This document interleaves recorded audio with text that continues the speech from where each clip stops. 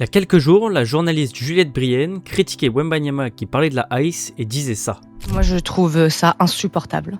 Pour moi, c'est réellement genre, prends tes millions, mets ton ballon dans ton panier et juste tais-toi. Tu dois justement éviter de parler sur des questions si brûlantes pour pouvoir continuer à rassembler tout le monde autour du sport. C'est un endroit où on parle pas de politique, justement. Quand je l'ai entendu, j'ai réalisé une chose. J'ai l'impression qu'on n'a toujours pas compris ce qu'est vraiment un sportif et le sport. Le sport est politique, il l'a toujours été et il le sera toujours. J'ai l'impression qu'on demande aux sportifs d'être des machines à performance, mais surtout pas des êtres humains. On veut des athlètes quand ils gagnent, mais on veut leur silence quand ils pensent. Sauf que les athlètes vivent dans le même monde que nous. Ils voient les injustices, ils ressentent les tensions et surtout, ils ont une audience immense. Quand Lewis Hamilton parle des droits LGBT en Arabie Saoudite ou à Abu Dhabi, ce n'est pas un hasard. Même pour ses combats contre le racisme, c'est un homme noir dans un sport ultra blanc qui utilise sa plateforme. Quand Colin Kaepernick pose un genou à terre, il ne provoque pas l'hymne ou le drapeau américain comme le dit Trump, il met un miroir devant les États-Unis. Et bien avant eux, des sportifs qui montraient la voie, il y en avait plein. Mohamed Ali qui refusait la guerre au Vietnam, Tommy Smith et John Carlos qui levaient le poing au JO de 68, mais à chaque époque, on répète la même phrase. Ce n'est pas leur rôle. Mais leur rôle, justement, c'est là où on les regarde. Les sportifs ont un pouvoir rare, ils parlent à des gens qui n'écoutent pas forcément la politique ou les journalistes, ils touchent des publics jeunes, populaires, mondiaux. Donc quand ils s'expriment, ils ouvrent des discussions, ils rendent visibles des causes, forcent des conversations inconfortables. Quand ceux que tout le monde écoute se taisent, les injustices deviennent normales et le silence devient complice. Parce qu'un athlète qui se tait par peur, c'est une voix puissante qu'on a réussi à éteindre. Donc demander à Wembanyama de se taire, ce n'est pas protéger le jeu, c'est vouloir un sport aseptisé, sans conscience, sans courage. Le sport ne sert pas seulement à divertir, il raconte notre époque.